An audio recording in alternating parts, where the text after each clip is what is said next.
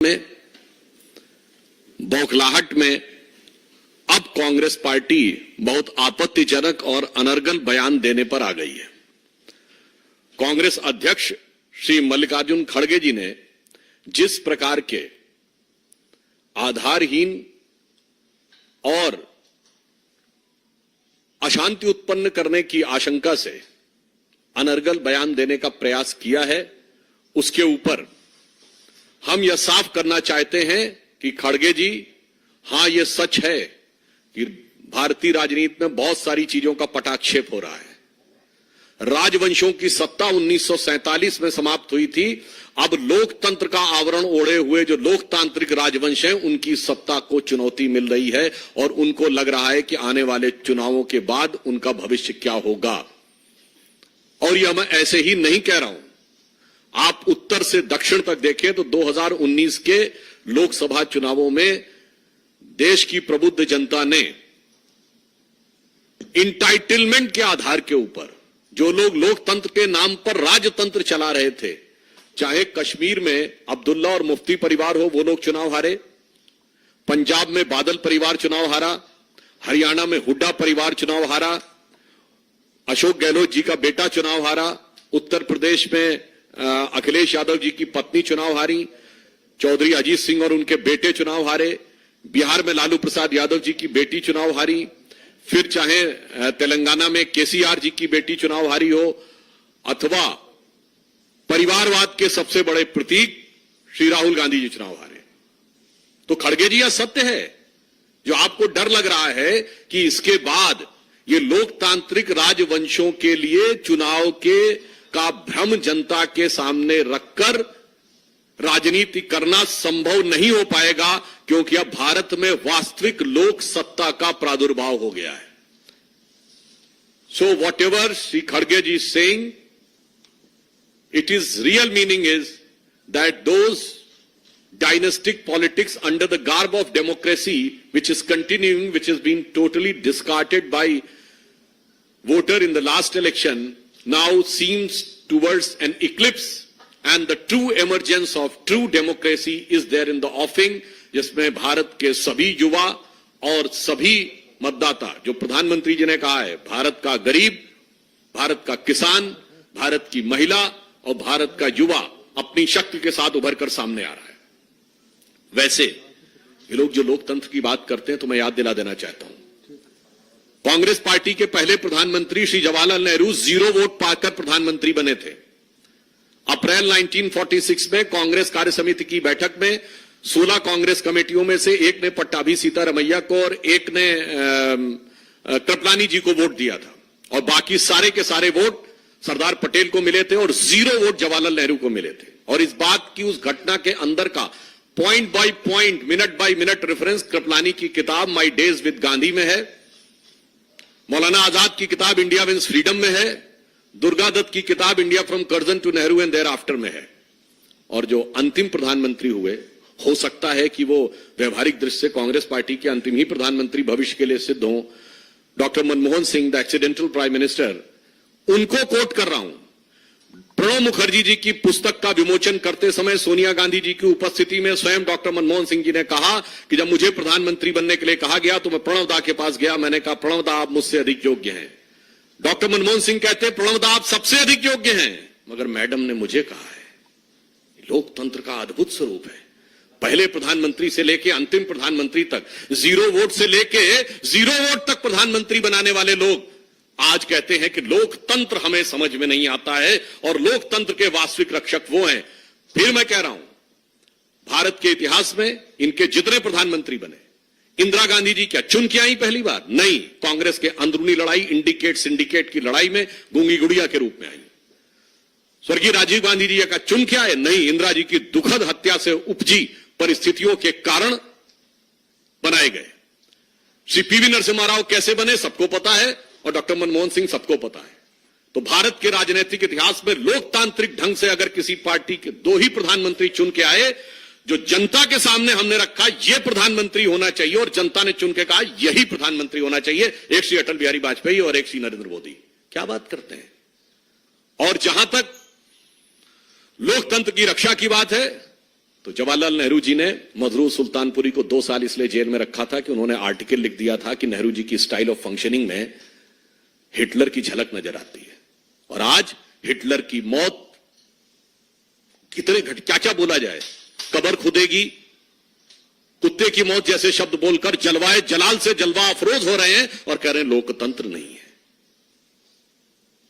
फिर आप देखिए, और इतना ही नहीं, मौलाना आजाद ने अपनी किताब इंडिया विद फ्रीडम में लिखा है कि नेहरू जी को किसी दूसरे की तारीफ बर्दाश्त नहीं थी अपने सामने। ये वो 40 पेज हैं जो उन्होंने कहा था कि उनकी मृत्यु के 30 साल बाद प्रकाशित किए जाएं, जो 1988 में प्रकाशित हुए थे। आइए साहब, राजीव गांधी जी के जमाने में एक अखबार उनके खिलाफ लिख रहा था तो उसके ऊपर इनकम टैक्स का छापा और बिजली काट दी गई थी। और आज की युवा पीढ़ी को याद रखना चाहिए, राजीव गांधी जी के जमाने में एक पोस्ट एंड टेलीग्राफ एक्ट आया था जिसमें सरकार को यह अधिकार दिया गया था कि वो जिसकी चाहे चिट्ठी खोलकर पढ़ सकती और आपत्तिजनक बात लिखे तो कार्रवाई भी हो सकती। जैसे आप कल्पना करिए कि सरकार आज आपके सारे कम्युनिकेशन पढ़े और पढ़कर केवल उसी के आधार पर कार्रवाई कर सके। वो तो ज्ञानी जैल सिंह जी ने उसे पास नहीं होने दिया था। पीवी नरसिम्हा राव, अभी मैं इंदिरा जी की बात नहीं कर रहा हूं, पीवी नरसिम्हा राव, भारत की एकमात्र सरकार जो पैसा लेकर अपने को विश्वास मत प्राप्त किया, यह कोर्ट में साबित हुआ। 1994 झारखंड मुक्ति मोर्चा रिश्वत कांड, झारखंड मुक्ति मोर्चा के 3 सांसदों ने पैसे लिए 1-1 करोड़ और बैंक अकाउंट्स में बरामद हो गए वो पैसे। वैसे आज भी बरामद हो रहे हैं, बहुत थोड़े से बरामद हुए हैं, अभी तो 36 लाख बरामद हुए हैं, 2 ठो BMW बरामद हुई हैं। पर सोचिए कि इनकी फितरत तो कितनी पुरानी है कांग्रेस साथ गठबंधन। एकमात्र प्रधानमंत्री जो उसके बाद भ्रष्टाचार के आरोपों में अदालत की चौखट पे खड़े हुए। और उसके बाद जब सोनिया गांधी जी की छत्र छाया में मनमोहन सिंह जी की सरकार चली, तब तो हिंदू आतंकवाद जैसे शब्दों का प्रयोग करके बगैर चार्जशीट फ्रेम किए हुए लोगों को बरसों बरस जेल में रखा गया, उनके साथ अमानवीय व्यवहार किया गया, महिला कैदियों के साथ किस किस प्रकार की घटनाएं की गई वो सबको पता है। और इसके उपरांत जो लोकतंत्र की बात करते हैं, अब अगर इंदिरा जी की बात की जाए, जिस समय लोकतंत्र वास्तविकता में खत्म हुआ था, आज की पीढ़ी जो हमारी जनरेशन के भी लोग हैं उनको भी नहीं मेमोरी है, इसलिए भारत की 3/4 जनसंख्या को नहीं पता है। क्या आपको पता है कि एक बार लोकसभा का कार्यकाल बढ़ा दिया गया था, ये 5 साल से बढ़कर 6 साल? यस, इंदिरा गांधी जी के समय में इमरजेंसी में।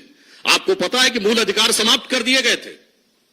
और मैं याद दिलाना चाहता हूं कि लालू प्रसाद यादव जी की बेटी का नाम मीसा है। वो क्यों है?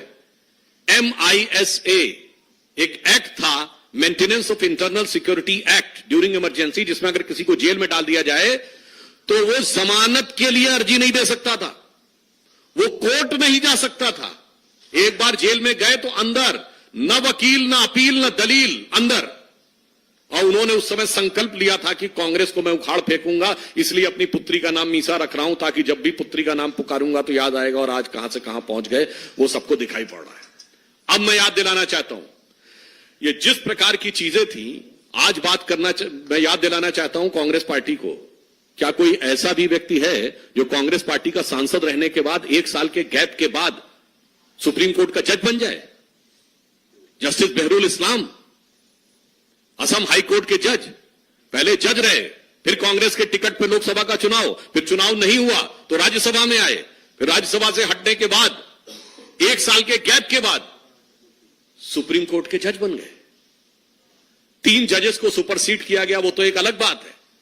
मगर मैं ये भी बताना चाहता हूं कि उन्होंने अपने समय में क्या कहा था, ये क्या विचार था, ये केवल 10 सेकंड की क्लिप अगर आप सुने। Mr. Shah know what is happening in the political world? What are the forces at work which want to destroy a developing economy? Is a judge competent to decide that? Then why have democracy? Why have elections? Why have political people in power? ये किसकी आवाज है? श्रीमती इंदिरा गांधी जी की। और ये किस विचार से प्रेरित है, ये भी मैं बताना चाहता हूं, जिसको आप डेमोक्रेसी कहते हैं। मैं बताना चाहता हूं, Hitler addressed Reichstag on 26th of April 1942, and Hitler said, I expect the German legal profession to understand that the nation is not there for them, but they are here for the nation. From now onwards, I shall intervene and will remove from the office those judges who evidently do not understand the demand of the hour. और इंदिरा गांधी जी ने क्या कहा था? Parliament के floor पे कहा गया था कमिटेड जुडिशरी की बात, और यह कहा गया था कि जजेस को हमारी विचारधारा के अनुरूप चलना होगा। आज वो लोग कहते हैं डेमोक्रेसी। आपको पता है नाजियों की एक बड़ी फेमस फिल्म थी ट्रायम्फ ऑफ द विल, 1934 में उसका मंचन हुआ नाजी पार्टी के कन्वेंशन में। उस मंचन के समाप्त होने के बाद हिटलर के राइट हैंड व्यक्ति रूडोल्फ हेस, जो बाद में अरेस्ट हो गया था और 92 में शायद उसकी डेथ हुई, उसने नारा लगवाया था Hitler is Germany and Germany is Hitler. ठीक यही नारा छोटे मोटे नेता ने नहीं, कांग्रेस के तत्कालीन राष्ट्रीय अध्यक्ष देवकांत बरुआ ने लगाया, India is Indira and Indira is India. और आज तक कांग्रेस के किसी राष्ट्रीय अध्यक्ष ने उसके लिए माफी नहीं मांगी है, तो वो कांग्रेस का आज तक आधिकारिक बयान है। इसलिए जो लोग राजनीति में इस प्रकार की बात कहते हैं कि कौन डेमोक्रेसी की बात कर रहा है, तो मैं एक और चीज कोट करना चाहता हूं। मार्गरेट अल्वा जी कांग्रेस की सीनियर लीडर रही हैं।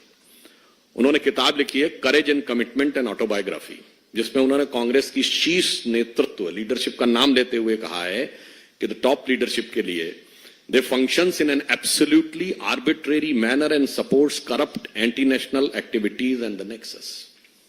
तो आपके नेता के बारे में कह रहे हैं।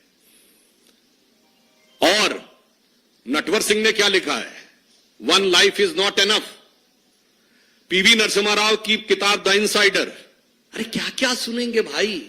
तो मैं साफ बात कहना चाहता हूं, यह सच है, जो आर्बिट्रेरी अधिनायकवादी शक्तियां थीं, उनके हाथ से अब सत्ता को निर्णायक रूप से जाने का समय आ गया है। और यह साफ दिख रहा है। वहीं श्री नरेंद्र मोदी जी के नेतृत्व में भारत एक नए स्वरूप की तरफ आगे बढ़ रहा है, जहां पर कि 44 करोड़ लोगों को मुद्रा योजना के तहत लाभ मिला है, जनधन योजना के 50 करोड़ अकाउंट बने हैं, 4 करोड़ गरीब लोगों को आवास मिला है, सत्ता में सबको सम्मान, सबको स्थान मिला है। वैसे एक और बात बता दूं, भारत के इतिहास में एक ही प्रधानमंत्री हैं, श्रीमती इंदिरा गांधी जी। कोर्ट ने जिनको करप्ट प्रैक्टिसेस और माल प्रैक्टिसेस के लिए दोषी साबित कर दिया,